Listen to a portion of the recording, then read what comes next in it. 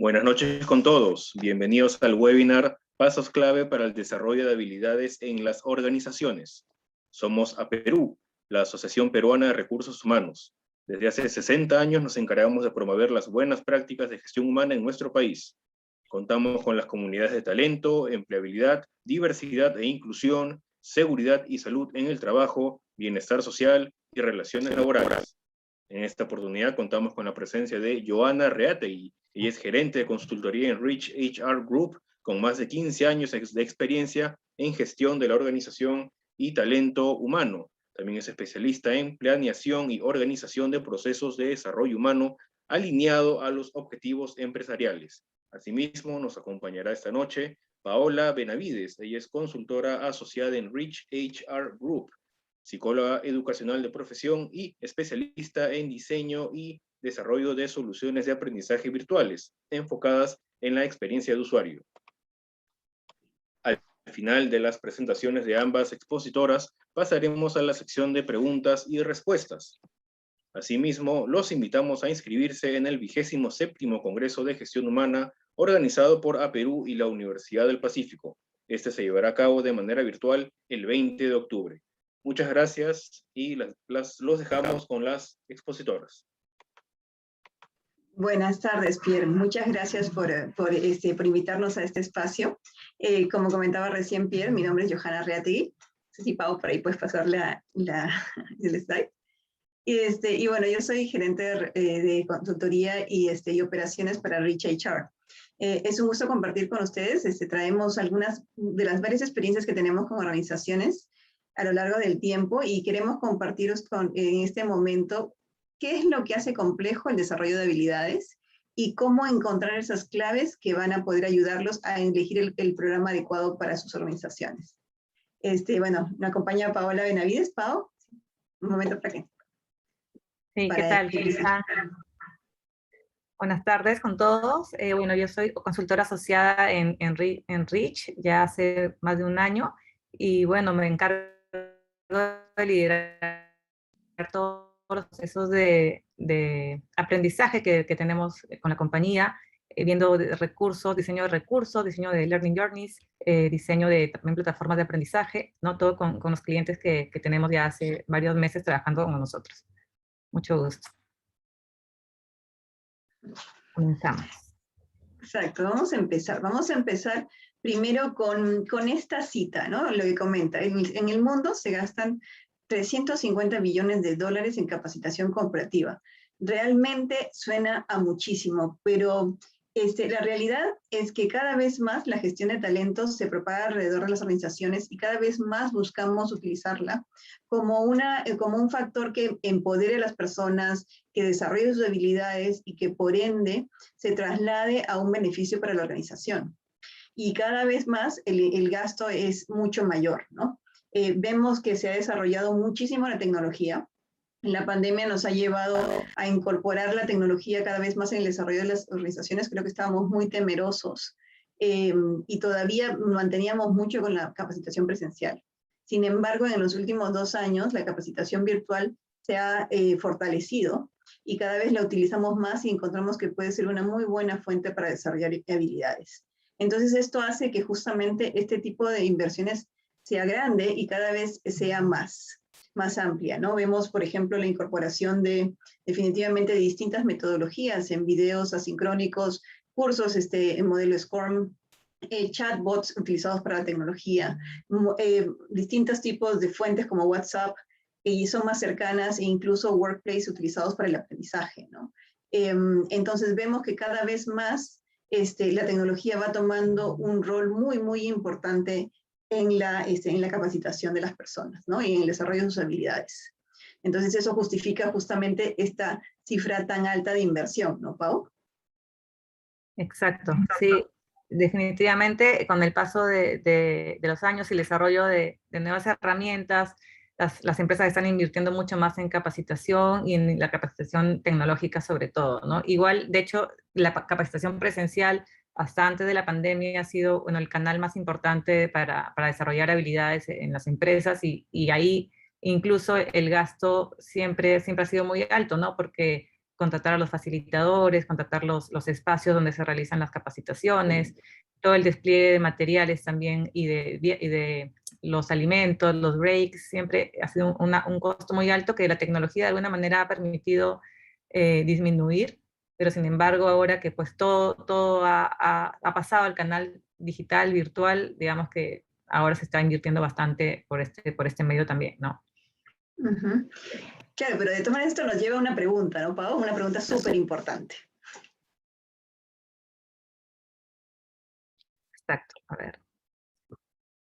La pregunta que tenemos aquí es que básicamente si ustedes conocen o saben qué porcentaje de esta capacitación que se despliega es realmente aplicada en el trabajo, ¿no? Entonces queremos conocer si ustedes conocen o tienen alguna idea de este porcentaje y nos gustaría que ingresen a Menti y que con ese código, a través del código QR que está también en la pantalla, puedan responder a esta pregunta.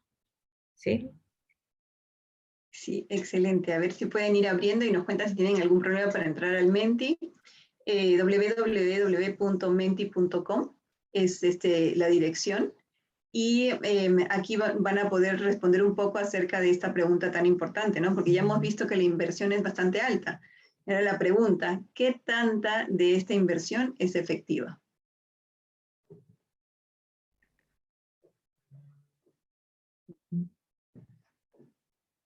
No sé si ahí se logra ver en pantalla del Menti. Sí se ve. Sí se ve. Uh-huh.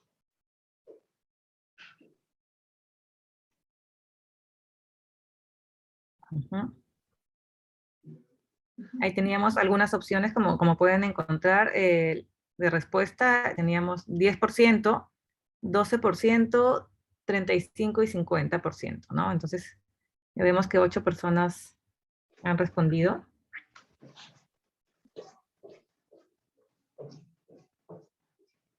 Uh-huh. A ver, ¿quién más se anima a responder? A ver si podemos identificar cuál es el porcentaje de capacitación que es efectiva.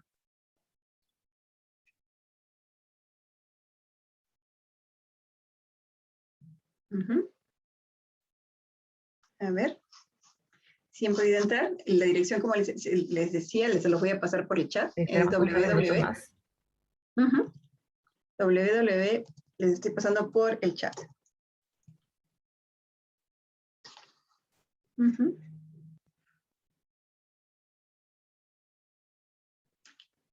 Y el código es 2608-0899.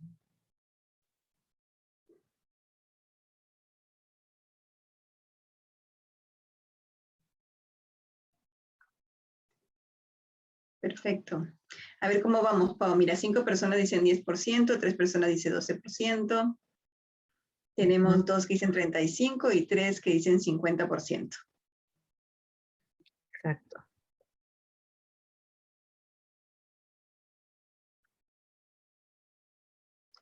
Está medio repartido, ¿no? Uh-huh.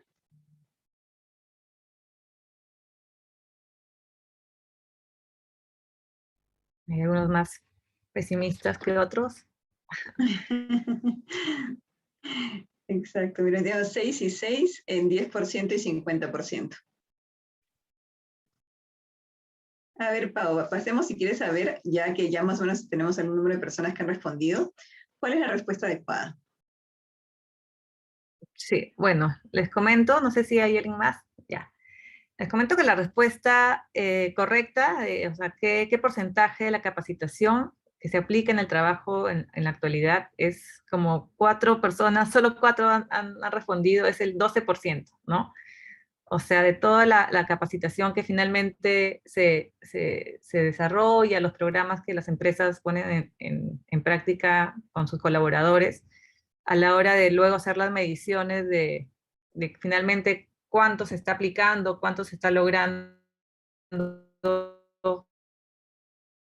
en los objetivos inicialmente propuestos, solamente un 12% de esta capacitación, de estos desempeños que se han inicialmente definido, se están consiguiendo por los colaboradores. Uh-huh. Exacto, esta fue una última encuesta hecha ahora en el 2020, incluso durante la pandemia, y muestra pues que sí, había una fluctuación entre 10 y 12%, por ahí los que estaban en 6 también, los 6 que están diciendo 10 también, ¿cómo se llama? Nos confirman, pero sí, también hay un 12% de personas perdón, de 12% solamente confirman de que la capacitación llega a ser implementada en el trabajo.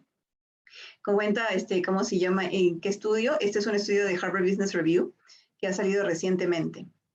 Les podemos compartir posteriormente la información de dónde viene, ¿no? Y en este mismo estudio también nos comenta que el 70% de los empleados reportan que no llegan a desarrollar las habilidades que se les da en capacitación. Esto puede suceder por una serie de motivos, ¿no? Pero nosotros en este momento y en este webinar queremos contarles un poquito lo que hemos encontrado y bueno, lo que se viene conversando en diversos espacios de aprendizaje que justamente buscan encontrar la manera de que esta capacitación finalmente llegue a ser un beneficio para los colaboradores, ¿no, Pau? Exacto. Vamos al PPT. Estamos en Menti. Sí, bueno, justamente queríamos un poco también recoger por qué creen, ¿no? ¿Por qué creen que esta capacitación finalmente no está logrando esos resultados? Tenemos también algunas opciones para ya pasar a la presentación y entrar un poquito más a desarrollar esto, ¿no? Tenemos la opción de no es un problema de capacitación, ¿sí? Que los objetivos, no hay claridad en los objetivos de la capacitación, no hay claridad de quién es el usuario y qué necesita, y otra opción es que el contenido es muy extenso y genera un poco engagement. Me gustaría que participen también y saber qué piensan, ¿no? ¿Qué creen? ¿Qué es lo que está pasando?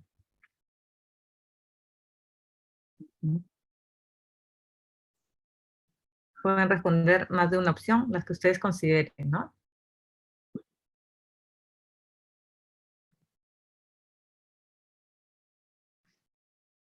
Uh-huh.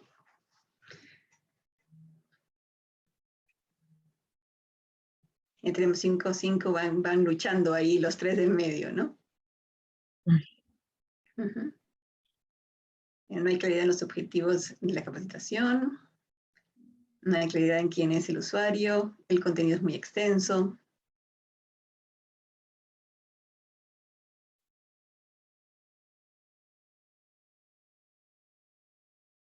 Qué interesante, ¿no? Porque fíjate que ya están en la punta los dos, no hay claridad en los objetivos y no hay claridad en quién es el usuario. Uh-huh. Sí, la última no recuerdo cuál era, pero no sé si era de todas las anteriores. Uh-huh. Uh-huh.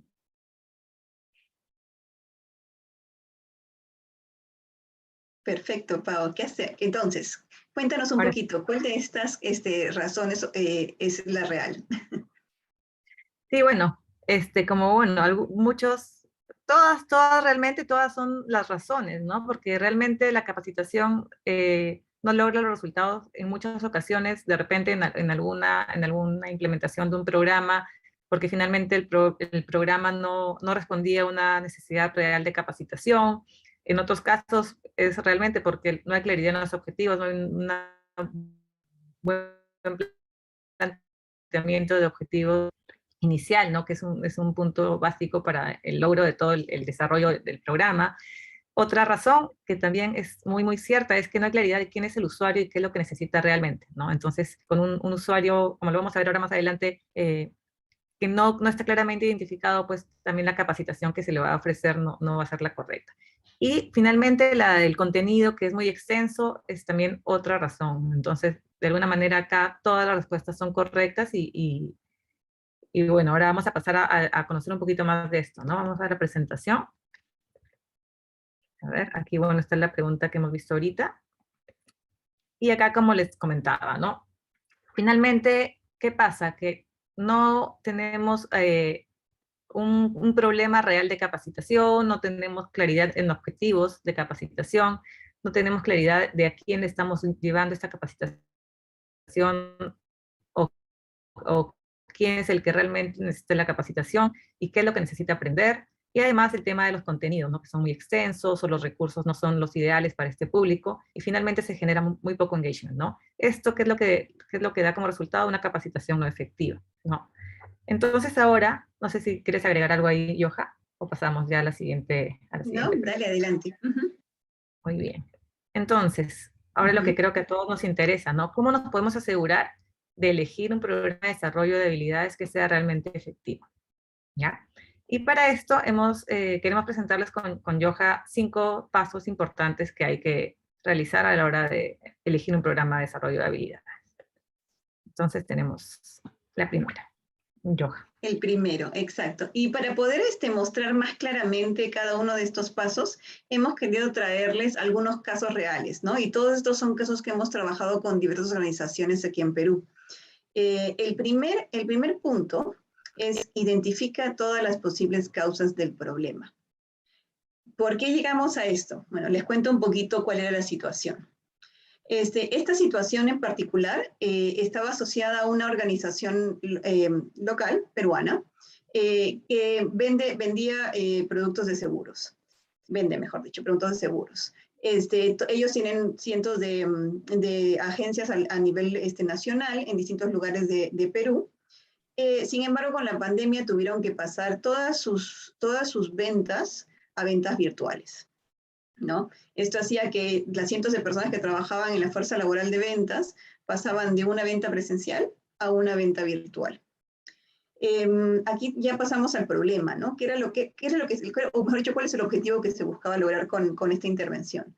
De hecho, pues el objetivo era incrementar el nivel de ventas y para eso necesitábamos desarrollar las habilidades de estas personas. Tomamos un momento primero para pensar, bueno, ¿cómo hacemos para el desarrollo de las habilidades? ¿Qué objetivo quiere lograr esta organización? Y nos comentaban pues que definitivamente con la caída de las ventas y el cambio de formato de trabajo, habían encontrado que había disminuido el nivel de ventas y necesitaban encontrar otra vez una manera de potenciar las habilidades de estos vendedores para lograr los objetivos planteados.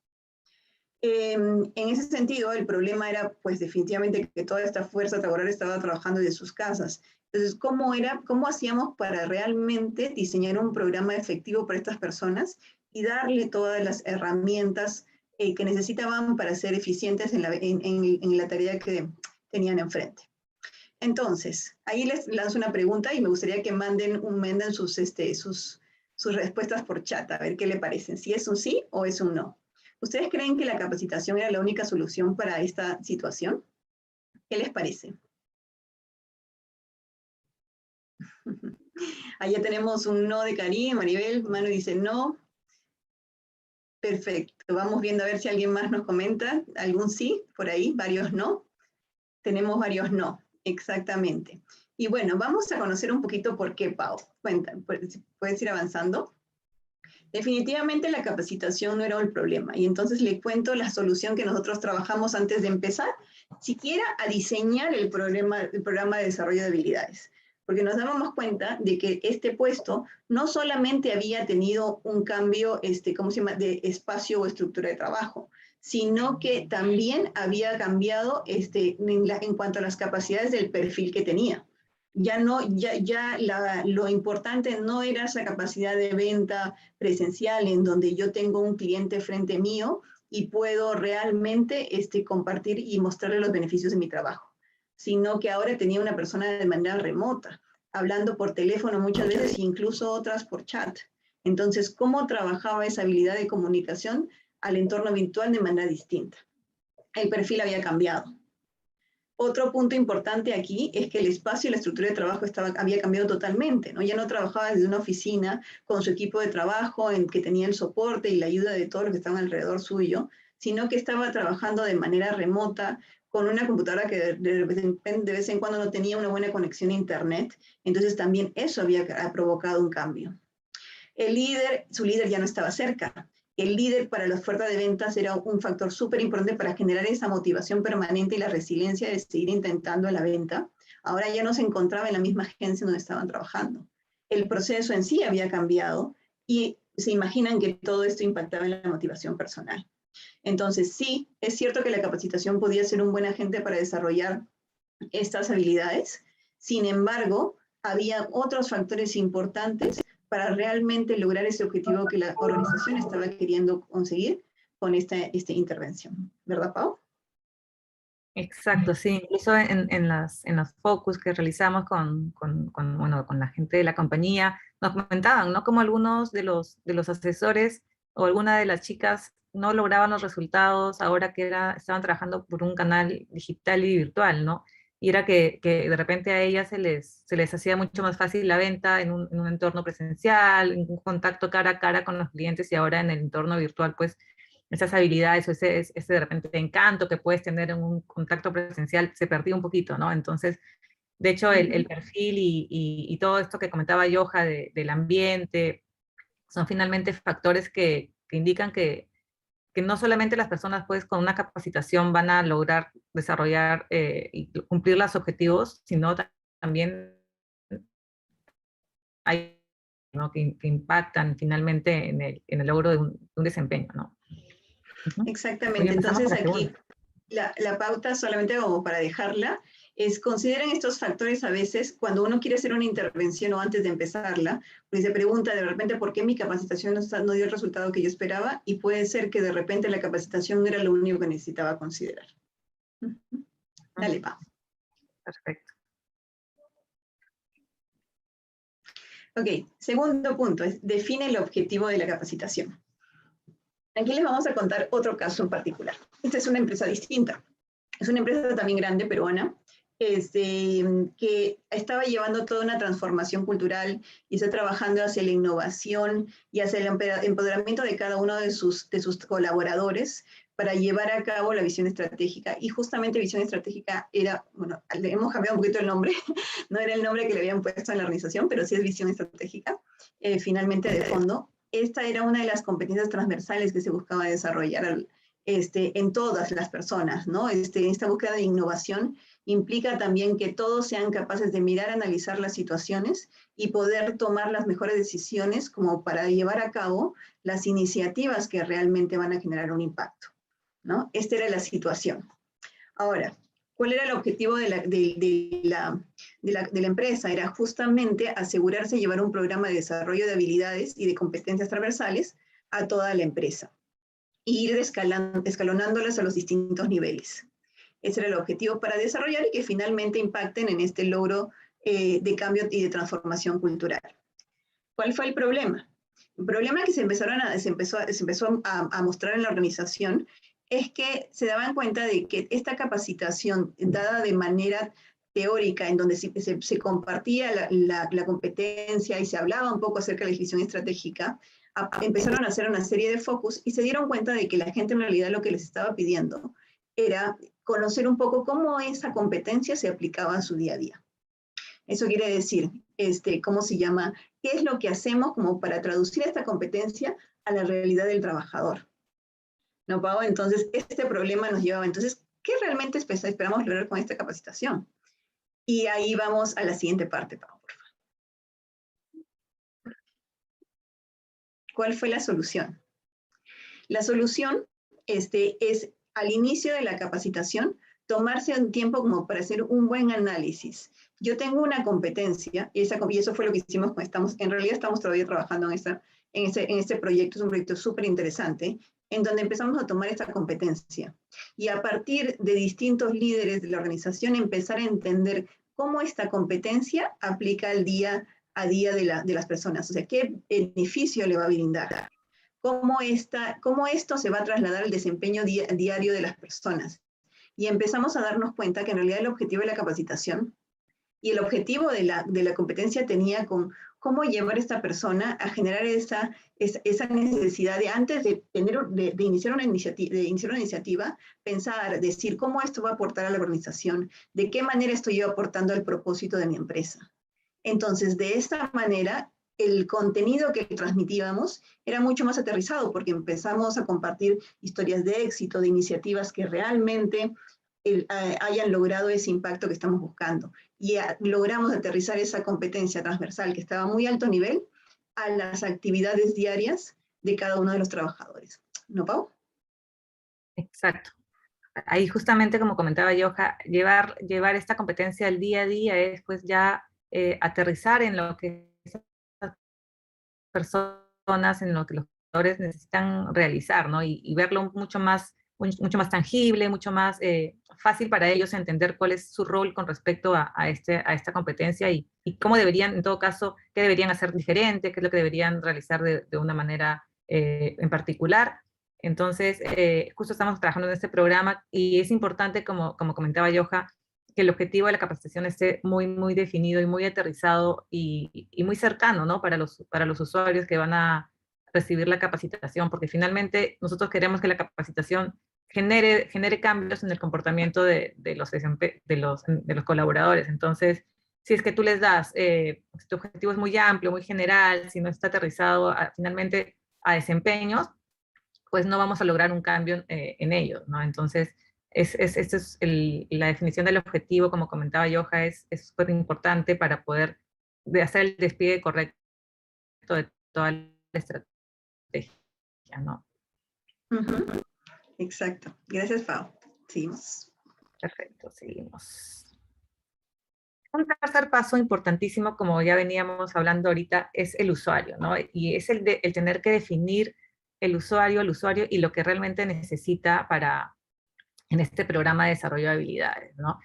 Acá tenemos el caso también de una compañía, también peruana, que nos vino con el requerimiento de desarrollar un programa de desarrollo de habilidades para sus colaboradores, para que se conviertan en facilitadores internos, ¿no? Y fomenten dentro de la compañía una cultura de aprendizaje, ¿no? La idea que ellos tenían es que los colaboradores puedan, pues, transmitir, socializar, compartir todos sus conocimientos que puedan tener sobre diferentes temas, sobre diferentes nuevos conocimientos que hayan adquirido de repente en algún curso, en alguna experiencia, y lo puedan compartir con toda la organización, ¿no? Entonces, aquí les traigo la pregunta. ¿Qué información consideran ustedes que es importante conocer sobre estos usuarios que van a recibir esta capacitación? ¿Qué preguntas, qué le preguntarían al cliente sobre estos usuarios para poder, pues, diseñar este programa de desarrollo de habilidades? ¿Qué consideran importante conocer? ¿Nos pueden compartir por el chat a ver qué piensan ustedes? ¿Qué les gusta? Si tuvieran a su usuario enfrente, ¿qué les gustaría conocer? ¿O qué necesitarían saber de ellos? O de repente no buscarían mayor información y diseñarían el programa sin saber mucho más que lo que la compañía les puede dar, o si necesitan información adicional. Sí, ¿no? ¿Cómo creen? Y a ver, chicos, si nos comentan qué es lo que piensan. Un perfil específico. Muy bien, Ángel. Formación base, experiencias, ¿quién es, no? Ajá. Claro, ¿qué conoce, qué trae, ¿no? Interesante. ¿Qué dices, Pau? ¿Qué necesitaríamos saber? Sí, muy bien. A ver, ¿qué más? Ahí Karina comenta su experiencia previa como tutores o docentes. Claro que sí. Bueno, acá sí es comunicador. Sí, muy bien. De hecho, vamos por ahí. De hecho, es importante conocer, pues, si estos colaboradores han tenido experiencias antes sobre este tema, ¿no? Porque a partir de ahí, digamos que ponemos el punto de partida, ¿no? Ponemos la línea base para ver qué es lo que les faltaría desarrollar. Pero no solamente eso, ¿no? Es importante conocer, por ejemplo, la edad, más o menos la edad promedio, el rango de edad en la que estos colaboradores se mueven, ¿no? Porque, ¿qué pasa? La edad también te trae asociado un tema de conocimiento de herramientas tecnológicas, de repente seniority también en la compañía. Es importante conocer también la posición de estas personas para, de acuerdo a ello, también identificar si es que son personas que tienen tiempo, si van a tener disponibilidad para poder capacitarse, o si de repente tienen agendas complicadas. También es importante conocer, bueno, el nivel también académico, ¿no? Si son personas en este caso, o en general, ¿no? En cualquier programa es importante saber si son de repente de nivel técnico, tienen maestría, ¿no? Son operarios, para ver también el lenguaje en el que se va a llegar a ellos, ¿no? con qué tipo de, digamos, la comunicación, si pueden, como les comentaba, el tema de tecnología también es súper importante saber si van a poder moverse, interactuar con los recursos o con la capacitación que se le puede ofrecer, ¿no? Entonces, de hecho, son preguntas e información importante que hay que conocer. Déjame, ahí está. Entonces, bueno, algunas de las recomendaciones, además de esta información que es clave a la hora de conocer los usuarios, algunas técnicas que solemos utilizar son, por ejemplo, los focus group, ¿no? Focus group directamente es importante en algunas ocasiones tener focus con estos usuarios para conocerlos un poco más de cerca. Hacer encuestas también, si son muchos, podemos llegar a muchos de los usuarios para recoger alguna muestra sobre esta información demográfica. Evaluación de entrada también nos permite saber, como les comentábamos, si es el nivel en el que se encuentran, ¿no? Para luego poder diseñar la capacitación.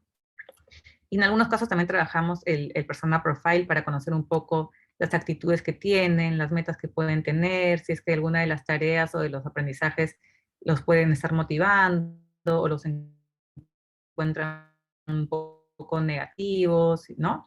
Ahí, Johan, no sé qué más podrías agregar. No, definitivamente es importante. O sea, más allá de las herramientas y las técnicas, el conocer el usuario creo que va de la mano con el objetivo anterior, ¿no? Yo necesito entender cómo funciona en su día a día, pero también necesito entender quién es, qué quiere y qué busca, para poder generar el engagement que estoy buscando con mi programa de desarrollo de habilidades. Ahí tenemos que ser conscientes que definitivamente es esa persona para quien estamos diseñando y es esa persona la que va a consumir. Entonces, si lo miramos desde su punto de vista, es probable que podamos diseñar un programa que le agrade más, que le sea mucho más útil y que además tenga mayor consumo y por ende mayor efectividad, ¿no, Pau? Exacto. Por ejemplo, recuerdo ahora una experiencia que tuvimos hace unos meses también de una compañía que nos vino a pedir que quería que sus colaboradores desarrollen ciertas habilidades en el manejo de un software. Y indagando un poco más, nos dimos cuenta, y también se dieron cuenta ellos, que no solamente era un grupo de usuarios o un público en particular, sino que tenían como dos grandes grupos que querían capacitar, ¿no? Y a uno de ellos querían que aprendan a crear accesos, roles y usuarios en esta nueva herramienta, pero querían que otro grupo sea solamente el que se encargaba de hacer las aprobaciones, ¿no? En esta herramienta. Entonces, eran dos públicos distintos con dos necesidades distintas, ¿no? Entonces, la idea en este caso fue darle a cada uno lo que necesita y no darle a todos algo que de repente no iba a servirles, ¿no? Y que de repente, si es que yo necesito solamente aprender a hacer las aprobaciones, ¿para qué me estás enseñando a crear usuarios, ¿no? Entonces, de repente, si me das algo que no necesito, me voy a desmotivar, lo voy a abandonar a la mitad y de repente la parte que sí finalmente me serviría, no la voy a revisar, ¿no? Porque, ¿qué pasó? Porque la experiencia no fue positiva en general, ¿no? Entonces, es importante justamente identificar el usuario y la necesidad para poder darle lo que realmente necesita aprender y desarrollar. Un cuarto punto, muy importante que tiene que ver con todo lo anterior, es definir qué tipo de experiencia necesita el usuario, ¿no? Entonces aquí, por ejemplo, teníamos a este gran grupo económico que quería desarrollar en sus líderes, en su equipo directivo, competencias distintas, ¿no? Técnicas, personales. ¿Y por qué? Porque necesitaban que las organizaciones para las que estas trabajaban tengan un mayor crecimiento y sostenibilidad, ¿no? Querían desarrollar esas competencias para ayudar a esos directivos, ¿no? Entonces vinieron y nos solicitaron, ¿no? Tenían este problema, esta necesidad y querían saber qué podían hacer para que esos directivos puedan pues, desarrollar esas competencias, ¿no? Entonces aquí la pregunta era, ¿qué tipo de experiencia necesitan los miembros del equipo directivo, ¿no? Entonces, ¿qué podemos tener? Ideas de experiencias. Tenemos, por ejemplo, webinars, tenemos recursos virtuales que puedan llevar en una plataforma, videos, consumir de repente algún toolkit, ¿no? Entonces, experiencias y recursos hay bastantes, hay muchos, ¿no? Pero el objetivo siempre es darle al usuario lo que necesita de acuerdo al objetivo, a sus características que hemos visto antes, ¿no? Entonces, en este caso, para este equipo directivo se diseñó un repositorio, ¿no? Porque como de acuerdo a las características que se vieron anteriormente, vimos que eran personas que no tenían mucho tiempo, que necesitaban ir directamente a revisar recursos así muy cortitos que podían de repente consumir en un micro tiempo, ¿no? De 2, 3 minutos. Entonces se les propuso y se les creó un repositorio de recursos en el que ellos podían consumir y revisar artículos actuales, videos actuales también sobre los temas de las competencias, revistas, web, podcasts. Entonces, la idea era darles estos recursos para que ellos puedan consumirlos en el momento que lo necesitaban, y todo era pues de un fácil acceso, y no tenían que generar muchos clics también para ingresar, que eso también de repente puede generar para estos directivos una pérdida de tiempo, ¿no? Y bueno, hay algunas recomendaciones para esto. Básicamente, como les comentaba, ¿no? Tener en cuenta el objetivo que necesitan lograr, considerar las características de estos usuarios. En este caso eran directivos, estaban en diferentes organizaciones, ¿no? Como era un grupo, trabajaban para diferentes empresas, eran muchos y no podía haber la posibilidad de juntarlos, por ejemplo, en un webinar. Entonces, esta opción era súper adecuada para estas características. Y finalmente, idear la solución a medida, ¿no? No solamente porque existen pues muchos cursos o webinars que son los que normalmente suelen trabajarse, eso darles, ¿no? Sino crear algo para ellos de acuerdo a lo que finalmente necesitan, ¿no, Johan? Exactamente, sí, es importante el objetivo, como tú comentas, ¿no? Una cosa va a ser si yo quiero abrir un repositorio de información súper interesante y positiva para este público en particular, ¿no? Y otra cosa va a ser si yo de repente quiero hacer una serie de tutoriales, ¿no? ¿Cómo lo hago más entretenido? ¿Cómo hago que la gente realmente sienta que está aprendiendo y tenga una experiencia positiva y que por ende el aprendizaje se potencie, ¿no? Esto es súper importante. El objetivo te define un poquito el alcance, el tipo de recurso que quieres utilizar, y el usuario pues también te define qué puedes y qué no puedes también utilizar. Entonces todo esto le va dando forma a la experiencia que vienes trabajando desde los otros pasos anteriores. Exacto. Y bueno, para pasar al último de los pasos es el momento de elegir al proveedor, ¿no? Ya es, digamos que es el último paso cuando ya tenemos ya todo lo anterior identificado, es con quién trabajarlo, ¿no? Entonces, en este caso, por ejemplo, ¿qué pasó? Una compañía minera quería que sus operarios desarrollen habilidades y conocimientos de primeros auxilios. Pero ¿por qué? ¿Qué pasaba, no? Porque ellos estaban acostumbrados a trabajar de manera presencial. Pero por todo el cambio de la pandemia, tenían la necesidad ahora de hacerlo a través de cursos virtuales, ¿no? Y querían que sean cursos virtuales simulados, en los que estos colaboradores, estos operarios puedan resolver las emergencias de manera simulada, ¿no? Pero ¿qué pasaba? Que esta compañía no tenía experiencia de trabajo con proveedores de cursos virtuales, porque tenía mucho tiempo trabajando con proveedores de especialistas en talleres presenciales, ¿no? Entonces, aquí, ¿qué recomendación se le podría dar a esta compañía, no? Que trabajen los cursos con este proveedor especialista con el que venía trabajando, o no sé, ¿qué se les ocurre que podrían hacer? No sé si en el ¿qué podrían proponerle a esta compañía para que pueda resolver su problema de capacitación? Aquí las opciones podrían ser, busco un especialista en conocimiento, en aprendizaje virtual, que de repente no tiene tanto conocimiento específicamente en primeros auxilios, busco una empresa especialista en primeros auxilios y veo que lo adapten al espacio virtual. Creo que esto ha sido la realidad de muchas empresas en esta pandemia, ¿no, Pau? Exacto, sí, de hecho es algo súper común, ¿no? Que ahora se han enfrentado las compañías, y muchas de ellas han tenido, pues, han continuado trabajando con los proveedores con los que tenían inicialmente, ¿no?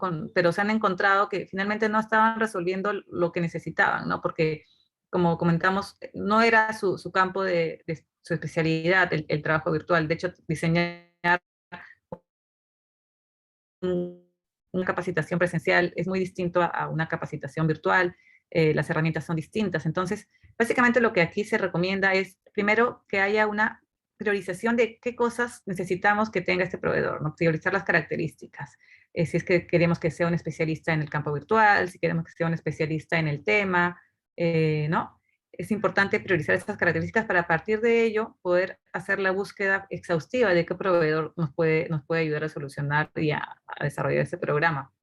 Es importante también con esos proveedores que podamos buscar, solicitar ejemplos, ¿no? De qué otros cursos han hecho así para otra compañía, o trabajos previos, similares, si es que buscan un curso de primeros auxilios, de repente algo relacionado con el tema, que pueda servir como una referencia para poder elegir el proveedor, ¿no? Y también es importante revisar los clientes con los que ha trabajado el proveedor, porque eso también te puede dar una idea de si es que manejan el tema dentro del rubro que se esperaría, ¿no? Entonces, son algunas recomendaciones. Exacto. Súper importante en esta situación en particular el hecho de que sí, el contenido estaba y el contenido de la empresa ya lo tenía. El reto más importante y al momento de priorizar era cómo virtualizarlo. Y ahí venía el problema más grande, ¿no? Ya teníamos una serie de ejemplos, ya teníamos una serie de casuísticas, y lo que pudimos brindar como proveedor virtual fue la metodología adecuada para poder compartir esa información. Sí, y qué pasa si es que uno trabaja con un proveedor que no es especialista en la metodología, en el formato que se necesita, pues finalmente los resultados no van a ser cursos bien realizados, bien desarrollados, ¿no? Y ahí lo que finalmente es que no se van a lograr los objetivos, el usuario no va a desarrollar los comportamientos que uno esperaría, ¿no? Entonces, muy importante la elección del proveedor. Entonces, bueno, para ir cerrando, habíamos traído un ejemplo, ¿no? Un ejemplo de cómo se podían aplicar estos pasos en el desarrollo de un programa de habilidades de training. En este caso, un programa de habilidades de trainers. A ver, Yoja, para que comentes qué problema tenía la organización. Sí, exactamente. Aquí, bueno, es un ejemplo que ya veníamos contando, ¿no? Esta organización quería desarrollar estos trainers y quería asegurarse, porque, a ver, detrás de todo esto había el desarrollo de una cultura de aprendizaje. Y creo que varias organizaciones están buscando eso, aparte de la innovación, ¿cómo hacemos para que realmente la empresa se transforme en una empresa de aprendizaje continuo, en donde se comparten experiencias, se comparten conocimientos, y por ende todos crecen tanto de manera individual como de manera colectiva y para beneficio de la organización. Entonces, esta iniciativa buscaba eso, buscaba el desarrollo de estos trainers informales, pongámoslo así, ¿no? Que podían tener una sesión de capacitación planificada para 100 personas, pero también podían tomar su equipo y hacer una capacitación de 10 personas de manera natural y fluida. Entonces, esa era, ¿cómo se llama? El objetivo y, ¿cómo se llama? El problema, la situación inicial en la que nos enfrentábamos. Wow. Sí, de hecho, en esa compañía sentían pues que había mucho aprendizaje que se podía compartir y que se estaba perdiendo, ¿no? Y que lamentablemente eran personas que no tenían las habilidades para poder compartir todo este conocimiento, todo este know-how que podrían haber tenido en otras experiencias. Entonces, ellos encontraban la posibilidad de poder desarrollar habilidades en ellos para poder generar esta cultura, como comentaba Johan, ¿no? Que es lo que se une con el siguiente punto, que es definir el objetivo de la capacitación, ¿no? Entonces, el objetivo de la capacitación, de hecho, se decanta del resultado que buscaban ellos, que era generar una cultura de aprendizaje a través de la formación de facilitadores internos que puedan hacer uso de herramientas y que puedan finalmente compartir estos conocimientos de manera formal e informal, ¿no? Entonces, finalmente lo que ellos buscaban era, de esta manera, mejorar la capacidad de la organización y el logro de resultados también, ¿no? Porque esto finalmente se transmitía a otros colaboradores y estos colaboradores iban a también poder aplicar esto en sus diferentes actividades y finalmente la compañía es la que también se terminaba beneficiando. Exactamente. Y ahí pasamos al punto 3, que justamente define la necesidad del usuario, ¿no? Entonces, aquí trabajamos algunas sesiones de focus group, en donde pudimos entender un poquito mejor quién era este usuario, qué era lo que estaba, desde los dos puntos de vista, desde la organización, qué es lo que estaba buscando, cuáles son sus características demográficas, qué objetivos tenían, se planteaban, porque de repente muchos de ellos no necesariamente habían planteado ser trainers, ¿no? Entonces, qué motivaciones tienen, qué actitudes tienen actualmente, y qué tipo de comentarios nos generaba a partir de este programa. Entonces, a partir de toda esta investigación se pudo hacer lo que es la que está en el punto 6, ¿no? El retrato.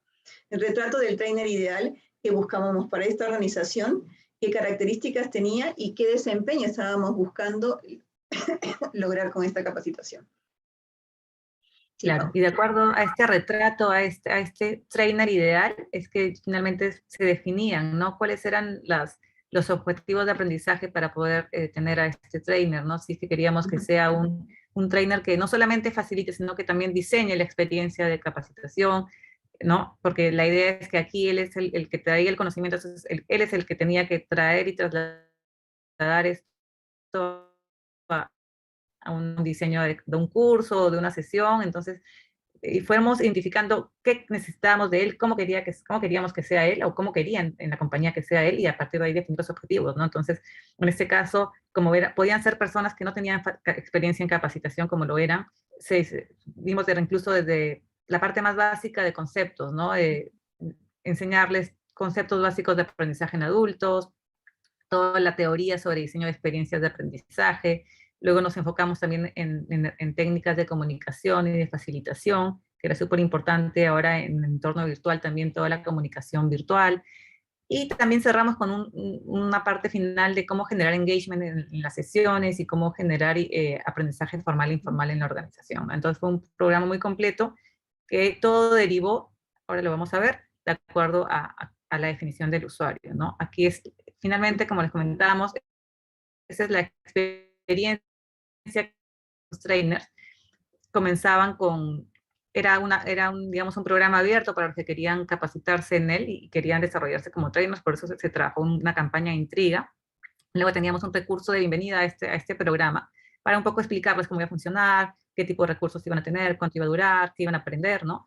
Y tenían una duración de 4 semanas para la revisión de estos recursos, ¿no? Teníamos tanto actividades sincrónicas o recursos sincrónicos, que son los que tienen a esta personita sentada, y también actividades sincrónicas, que eran las que tenían, digamos, en vivo con un facilitador experto, que son las que tienen esta computadora, ¿no? Entonces la idea es que ellos pasaban por primero 3 recursos, acá teníamos un video, por aquí teníamos 2 recursos interactivos en los que se desarrollaban todos estos fundamentos del aprendizaje, para finalmente tener incluso una tarea, ¿no? Se llevaban a cabo, tenían que desarrollar aprendizaje, poder finalmente en una sesión con este facilitador experto, presentar sus resultados y recibir feedback del facilitador, ¿no? Luego teníamos, seguían 3 recursos más, herramientas para hacer trainers, técnicas de facilitación y todo el tema de presentaciones efectivas, para luego hacer también nuevamente un trabajito de esta sesión de aprendizaje, tenían que desarrollarla para finalmente pasar ahora a una sesión también con el facilitador para presentar sus avances y recibir feedback y también recibir del facilitador toda la experiencia que ellos podían tener como facilitadores, ¿no? Y teníamos una tercera parte que ya era sobre técnicas de generación de engagement, técnicas de evaluación de aprendizaje y el aprendizaje en entornos informales. Y cerraba con una certificación, ¿no? Esas eran certificaciones que esos usuarios tenían 20 minutos, me parece, en grupos chiquitos para presentar todo su aprendizaje, su sesión de aprendizaje, y ahí también recibían una calificación y se les certificaba finalmente como trainers en este programa, ¿no? Entonces, ese es el tipo de experiencia que de acuerdo al usuario, de acuerdo al objetivo, se planificó considerando las características y las necesidades de estos usuarios, ¿no, Johan? Sí, exactamente. Interesante también contarles que este no fue el primer draft, ¿no? Nosotros primero empezamos con un programa mucho más ambicioso, en donde teníamos una versión ideal, y esa versión ideal era un poquito más amplia. Sin embargo, después lo interesante es trabajar con el cliente, ¿no? Como para entender bien cuál es la necesidad actual, cuál va a ser ese gran, ¿cómo se llama?, programa que vamos a desarrollar, y después de repente hacer versiones iniciales, versiones piloto, que son las que nos van a permitir probar cada una de las piezas y ver cómo funcionan. Y así ir mejorando y sacar año tras año mejoras al programa de trainers, que nos permiten una mejora continua también, ¿no? Porque vamos a ir aprendiendo y vamos a ir conociendo un poco más a lo largo del tiempo, ¿no? ¿No? Exacto. Sí, tal cual. De hecho, esta experiencia se implementó, se trabajó y surgieron aprendizajes también y mejoras al programa, ¿no? Entonces, esa es una forma de mejorar continuamente y de poder siempre, de acuerdo a los resultados, ¿no? Porque finalmente los resultados son los que te dicen si estás yendo por un buen camino o no, y hacer las mejoras que necesita el programa, ¿no? Y bueno, con eso sería sería todo por esta presentación. Exacto, vamos a ver si tenemos algunas preguntas. A ver, bueno, tenemos mucha interacción acerca de lo que fuimos comentando, contando, pero me gustaría saber, bueno, y ahora que nos quedan 10 minutos, hemos dejado estos 10 minutos finales como para conocer sus preguntas y consultas. A ver si tenemos alguna por el chat, tal vez, o por el Q&A. A ver, estoy revisando la sección de preguntas y respuestas aquí en Zoom. Hay bastante interacción con las actividades que han tenido durante la charla, pero preguntas parece que no. Aunque aquí hay una, aunque no me queda claro si es parte de la interacción o es una pregunta por separado. Pero bueno, dice, ¿qué beneficio creen que obtendrán al convertirse en facilitadores? Sí, creo que esa era parte, me parece, de la parte en la que hablábamos acerca sí, del ¿no? por qué, ¿no? Así es. Ahí tenemos un muy interesante. No sé si hemos sido muy claras, Pau. Sí, Bueno, porque estoy revisando la parte del chat y no, tampoco hay preguntas. Hay bastante interacción, ¿no? De las actividades que han tenido, pero preguntas no. A ver, de repente hay que darle un minuto o dos a la gente, a ver si se animan a dejar alguna pregunta adicional. ¿Qué les parece? Manuel pregunta cómo se mide el impacto. A ver, interesante, ¿cómo se llama? Porque el tema de impacto empieza mucho antes, o sea, no va al final, ¿no? Porque empieza al inicio. Cuando medimos ese objetivo, y por eso es importante el medir el objetivo, es a donde también medimos cómo vamos a, medimos redundante, ¿no? Definimos cómo vamos a medir el impacto del programa, ¿no? En este caso, por ejemplo, justamente uno de los puntos importantes era, no sé si puedes volver a poner por ahí, por favor, Pau, el proceso que acabamos de mostrar. Aquí en este programa teníamos distintos niveles de medición de impacto. De hecho, el primero fue participación, ¿no? Y la cantidad de participantes que tuvimos desde el inicio hasta el final del programa. El segundo eran evaluaciones, porque todas estas cápsulas virtuales las están en ¿cómo se llama? Con la persona sentada, tenían mini evaluaciones para poder asegurar que el aprendizaje se esté dando. Y esto se cerraba con una certificación final y la presentación de este proyecto que iban llevando las personas a lo largo del tiempo, ¿no? En este programa en particular pudimos llegar hasta ese nivel, de aprendizaje y de aplicación cuando ellos tuvieron que hacer la facilitación de una sesión en vivo, ¿no, Pau? Para demostrar que podían realizarlo.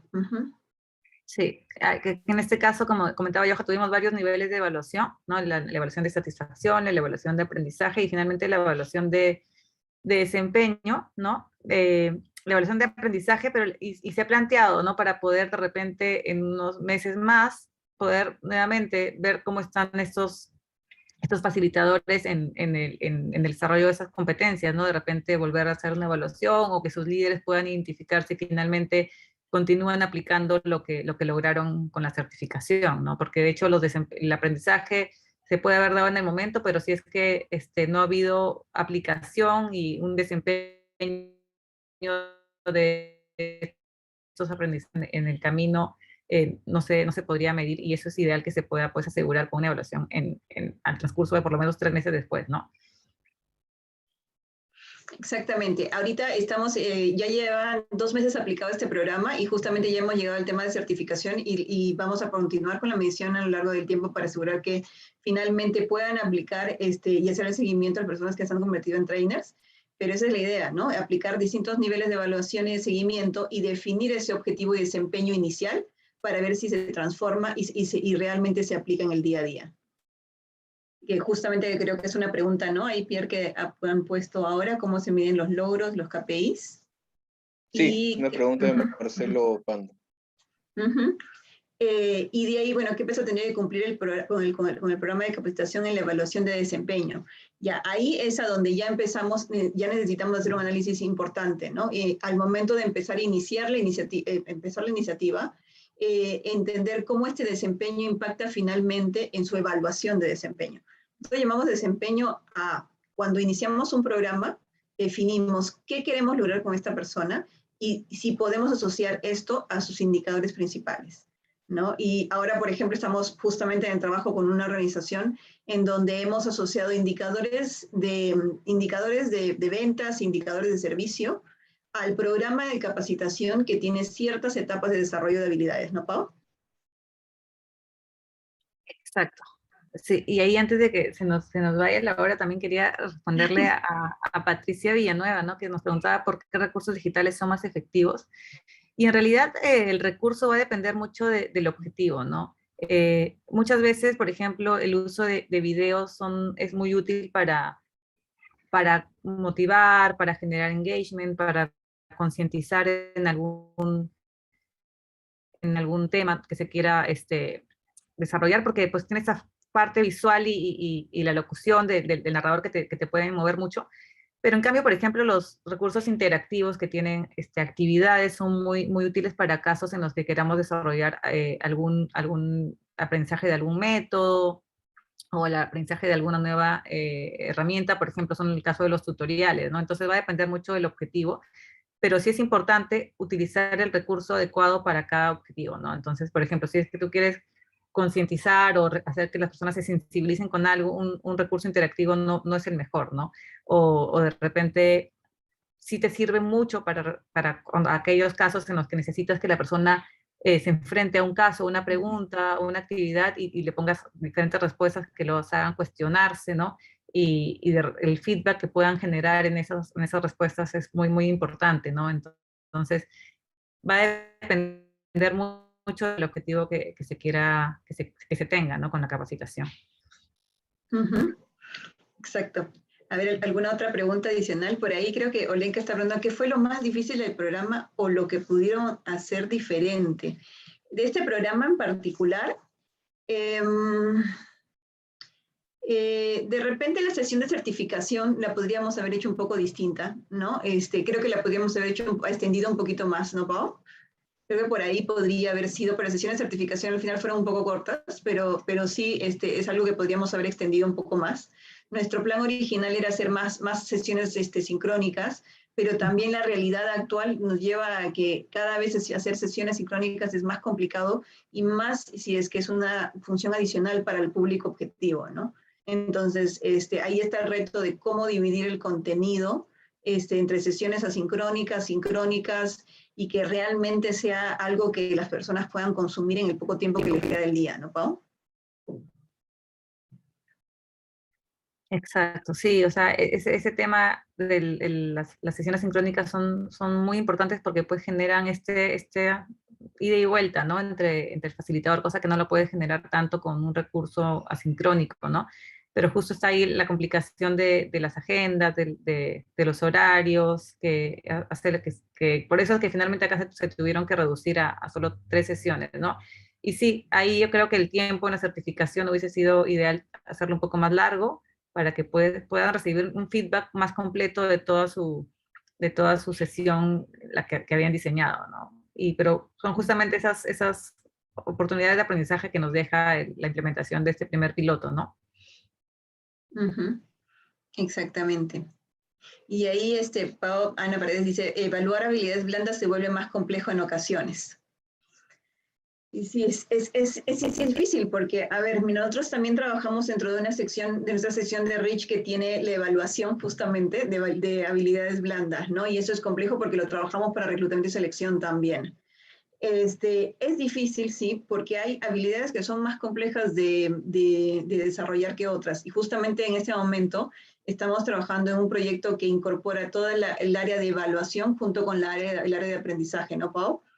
En donde el evaluar sí ha sido complejo, pero ha sido interesante porque necesitamos una vez más esa parte de aterrizar qué es lo que yo quiero desarrollar en la habilidad blanda. No es solamente tener una competencia transversal, sino esa competencia transversal, cómo la quiero yo desarrollar en mi empresa. Porque, bueno, todos podemos ser comunicadores, pero ¿qué tipo de comunicador necesitas tú para que realmente logre el objetivo que estás buscando?